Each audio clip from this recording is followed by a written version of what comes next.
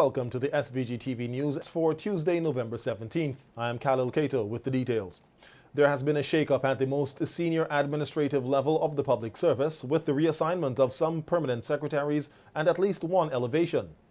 The reassigned permanent secretaries took up their responsibilities yesterday, 1 week after Prime Minister Dr. Ralph Gonsalves promised that there would be changes at the swearing-in of his new cabinet last week Monday.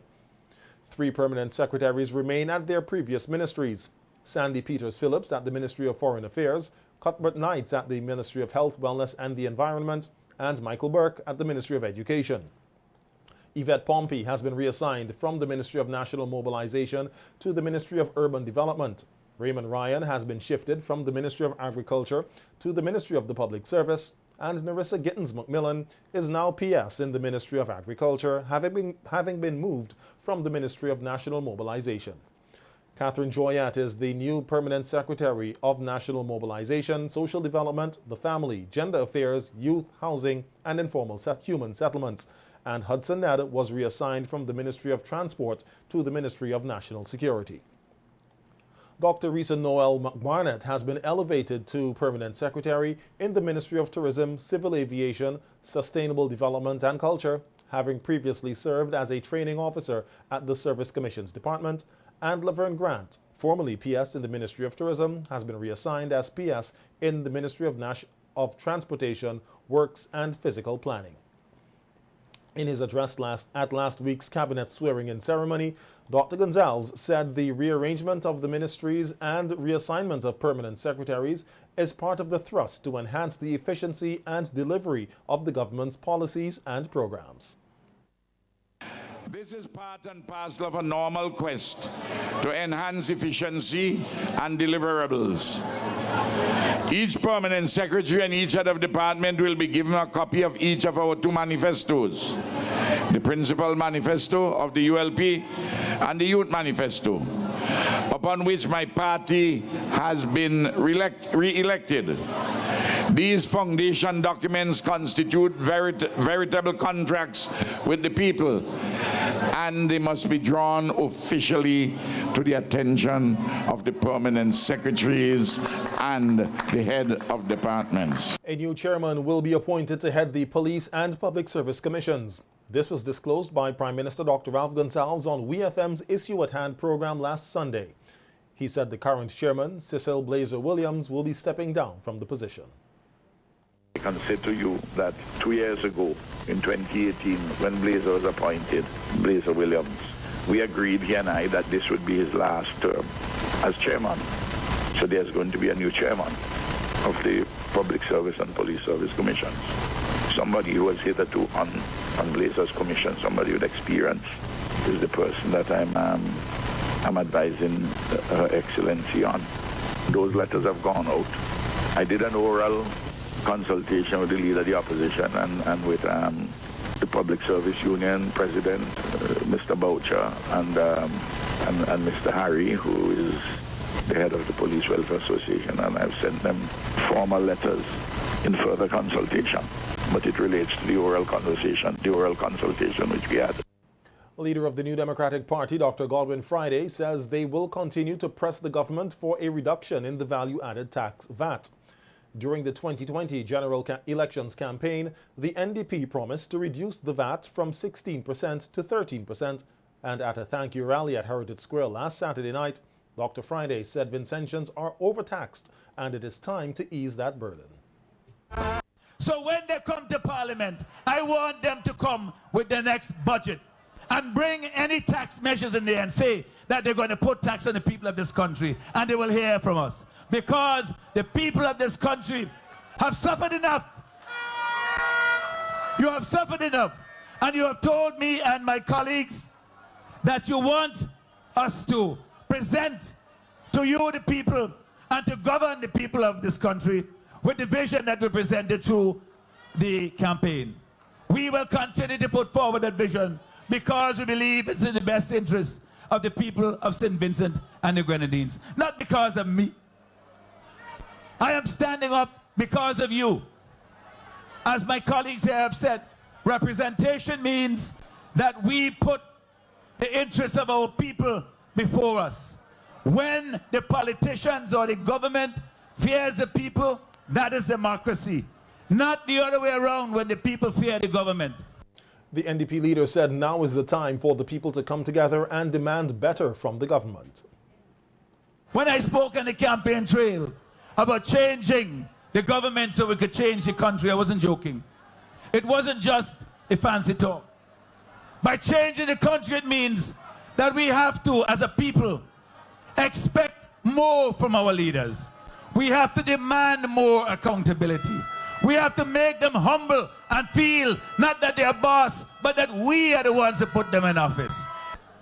So, when anyone comes again and tells you that things that you know are not in your best interest, you reject it and you say no, you have to wheel and come again. Because we, the people of St. Vincent and the Grenadines, we have decided that we know where we are going. And anyone who comes and tells us otherwise, they are going to feel the wrath of the people who are now in the majority of this campaign. Housing and informal settlements is now the responsibility of the newly appointed minister, Orlando Brewster, who said that he will be looking into matters that concern citizens at his ministry. Only recently, Prime Minister Dr. Ralph Gonsalves said that many persons had grounds in not having benefited from the distribution of building materials. Minister Brewster agreed that it is an area of concern and shared one of his ideas he hopes to implement in the Central Leeward constituency, which he thinks can be emulated at a broader level.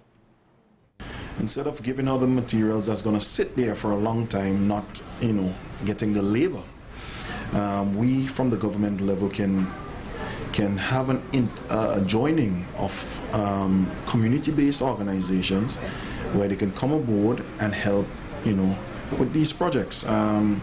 Impact project, quick impact project, quick turnaround. A weekend we set up, we do an assessment, and we say, well, Miss James needs 5 sheets of galvanized. Let us go on a weekend, get it done for her. And I think if we do it in this manner, we would alleviate some of the grumbles that we may hear about not receiving the material. But this would, it would alleviate the grumble because they're getting the material, and added to getting the material, they're getting a service that is getting that material where it is supposed to be and not lying around for the next couple months or years until you can get a solution as to the labor aspect of things. Minister Brewster said that he has not been able to look into the backlog of applicants for building materials, but pointed out that he will delve into the program in the coming weeks to ensure that it achieves its objectives. See as to who is in need still of housing material and that and other things like that. But for the next few weeks, I will definitely take a look at where we are at in the aspect of housing and start to implement the plans and the policies that we need to put in place to move things forward. Concerning housing settlements, Minister Brewster said that he will work towards ensuring that informal settlers receive proper documentation for their property. Settlement would basically deal with what we call locally as the squatters. So there are a lot of folks who have been living on lands for 12, 15 years, don't have a proper title, so these are things that I'll have to look at, going forward as to how we can facilitate the process and, get some of these people, with the right piece of paper that can make them, owners of these properties instead of living in a squatting situation, as we would say. Minister Brewster was assigned the housing portfolio in his ministry, that area having previously been the responsibility of Minister Montgomery Daniel, who is now the Minister of Transport and Works. The impact of the 2010 hurricane season became one of the critical events which showed the transition from social services being just welfare and moving into protection of people socially. That's according to Director of Social Development, Marissa Finch-Burke, who was speaking on NBC's Face-to-Face program yesterday, which looked at the role of social services in disaster management. Hurricane Thomas in 2010 is on record as being the most costly hazard event in SVG, which resulted in about 130 million EC dollars in damage. Burke said over the years, the work of their department has transitioned from being a distribution agency to one where assessment of human conditions is done, thus becoming a critical player in understanding the social and economic conditions of people during and after a disaster. Also had to look at things that would reduce duplication of efforts, increase coordination, and also reduce double dipping, for want of a better word, because of course, if people recognize they can get access to services from point A and point B, they will come, because that's, you know, human nature. However, when it was due to that event, we had that key lesson. And then in 2016, November 28, when we had major disruptions in the Sandy Bay region, etc., we came up with a comprehensive database that now, for this event, is shared with us, our ministry, and NEMO. So we don't have to be doing the more bureaucratic processes that takes longer. So by the time your ministry gets it, a day or two would have passed. We can immediately respond because we are sharing the same systems. We can also share the same distribution methods and the distribution information so that the same people won't get more than once. So those are some of the critical lessons learned to help in terms of the infrastructure, the institutional arrangements to assist in increased efficiency. Burke said they have learned greater measures for coordination so that the department's role will not overlap with that of the National Emergency Management Organization, NEMO, or other key agencies. Because even if NEMO as an agency has a distribution power, it is at the level of the shelters. And ours will not be at the level of the shelters except, let us say it's a national scale disaster and you have to now pool your resources. But that way, NEMO will be able to have the jurisdiction over the shelters in the response phase, and our ministry will have the jurisdiction for distribution in the recovery phase. So those are clear ways by which we have improved our services. As to what needs to be further improved, Burke said from the 2016 events, they have learned that people can fall through the cracks even after a response. Therefore, the unit needs to keep them in focus so they can receive the necessary support.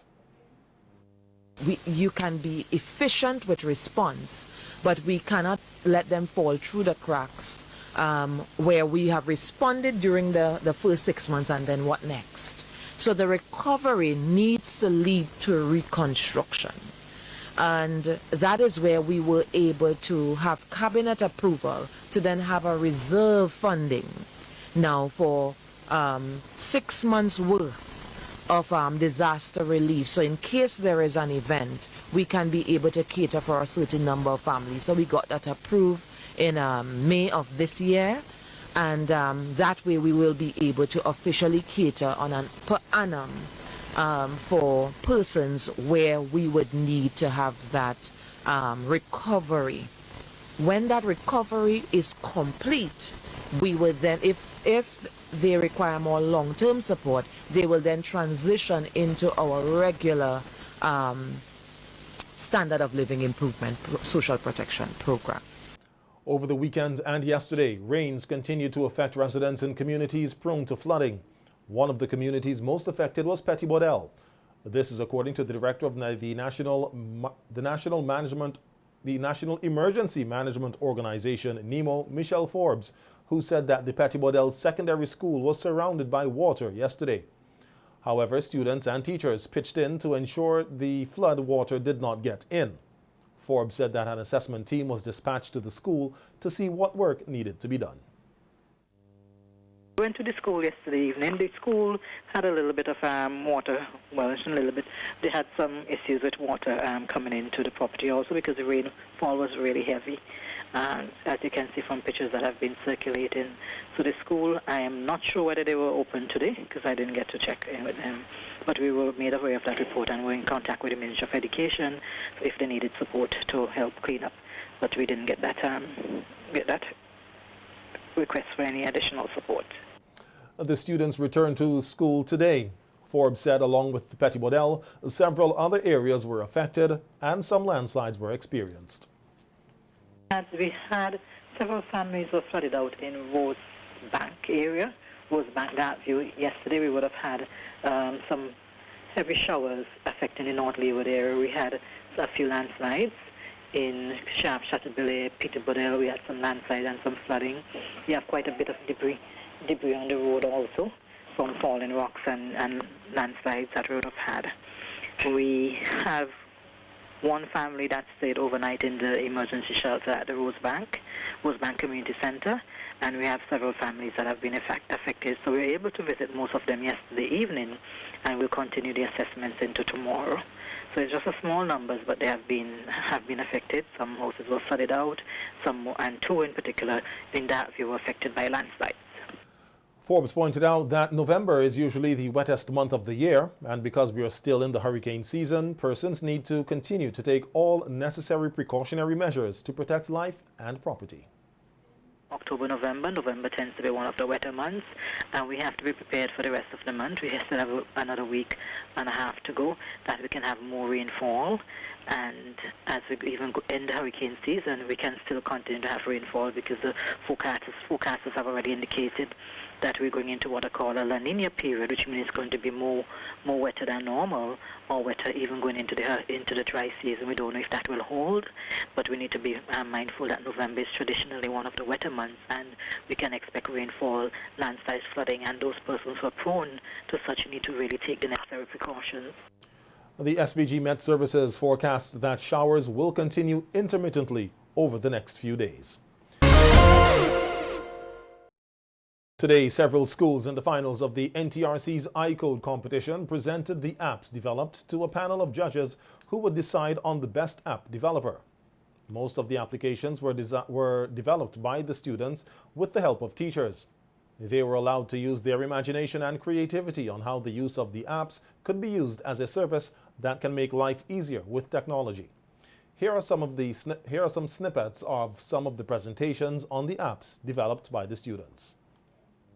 With the ad revenue, we will be making money when people watch ads, which they usually don't. And for people who do not want to watch ads, they can pay money to get rid of the ads.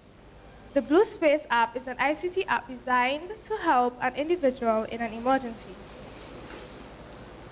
In an emergency, information will be sent to an emergency personnel who will be able to see and hear what is happening in the vicinity of the contact and make the necessary decisions to send police and/or ambulance to the scene. Calling and visiting numerous pharmacies to check for prices and to compare prices can be very tiring and cause a lot of time, and also may cause long lines. As seen in the video, some persons may have to walk long distances to find the needed medication at the right price, or they might be at home bedridden and cannot move out of their homes. Our aim is to allow persons to find and purchase their needed medication easily and efficiently. With our mobile app name, ePharmacy. With our tagline, the pharmacy that comes to you in a time of need. Our features, you can browse your products. You can pay online, pay upon delivery, rush delivery, upload prescription, and finally, you add promotions. Our target market, Ministry of Health, all pharmacies, and the general public. Our cost for our software development, testing, features, designs, and planning is $40,000. SVG, to help people in SVG donate more to charities. Our targeted business is the Salvation Army, which is a Christian church and an international charitable organization. Our targeted audience is mainly adults with Android phones and iPhones to be donors. The winners were announced late this afternoon, and we will bring you more in tomorrow night's newscast. 16 male employees from the Central Water and Sewerage Authority and the Forestry Department are now more equipped in tree felling and chainsaw management after completing 5 days of training. The program, which ran from November 9th to 13th, aimed to get employees to function independently in the Forestry Utilization Unit. Speaking at the closing ceremony on Friday, Forestry Supervisor and Training Facilitator Casmus McLeod said the training program provided an avenue to strengthen relations between the CWSA and the Forestry Department. So, out of that training, I think you should give yourself a hand because you really would have done well. You would have done tremendously well. But we would have been able to identify some shortcomings in terms of from the training, and one of our main area of concern is providing persons with adequate personal and protective clothing or gears. That is quite essential. We know sometimes we have budgetary constraint, but based on the nature of the work, it is important for us to sort of get those who are in charge of us, our supervisors, etc., our employees, our employers, to get them to realize that it is equally important to provide you with the necessary protective gear so that you could perform your work proficiently and efficiently. McLeod said the training was very successful and hopes out of it the forestry departments can make some recommendations to further enhance the knowledge of both organizations. Out of this training, we can make some recommendations. And one of the recommendations that we are thinking of is to have persons from the Central Water and Sewage Authority on further attachment with the Forestry Department, so we can concentrate on you a little bit more. So maybe one person per week or 2 weeks, based on how fast you can grasp the material, and to get you to that level so we can really, be confident that you can make it on your own. But we have already opened up the platform for dialogue and communication, so we are always here to assist you. As I said when I was doing the presentation, if you attempt a situation where you think it's out of your purview, obviously you call for backup, you call for help. And we are availing ourselves as the backup and the help to get you to where you are. Director of Forestry Fitzgerald Providence encouraged the participants to do further research to enhance their knowledge in the field in which they were trained. So I hope you all had an enjoyable time. And enjoy mean not just fun only, but enjoy in terms of education. Education is a thing you should enjoy because it builds you, as I said, practice doesn't make perfect, but it makes you better. And the more you practice, the better you get at it. So we hope that you'll be able to take all that you've learned, also use your devices and go on the internet and learn on the internet about how to do these things also, to build on your knowledge so that you can be good practitioners out there. I see too much persons in the private sector actually mutilating trees or actually putting themselves in danger by the way they cut the tree. And it's about safety and production in terms of when you're walking out there. The participants shared their experiences being involved in the 5 days of training. What I like about the patrol that we done in the last day is learning how to cut tree like over poles and wires. Enjoy that part. At CWSA for a couple of years, I went and picked up a chainsaw, thinking it was a toy, right? But with this training, I learned that is not a toy, right? It's a dangerous piece of tools, right? And working here for this couple of days, right? Because of this training, I know not to trust a chainsaw, right? So I advise everybody who don't know to use a chainsaw not to go and use a chainsaw. Get some training before you use one. They how to follow it, and most of all, to work in with the water guys with different set of minds. So that give me more strength and health in how we're doing, and for me, good friends. I wanted to make sure our guys can go out safely and cut the trees, protect our lines. I mean, we depend on forestry still. Hopefully they can still come in and help us still. I mean, you've trained us, but you can still give us a hand from time to time so we can safely and effectively carry out these tree cutting exercises that we need to do from time to time.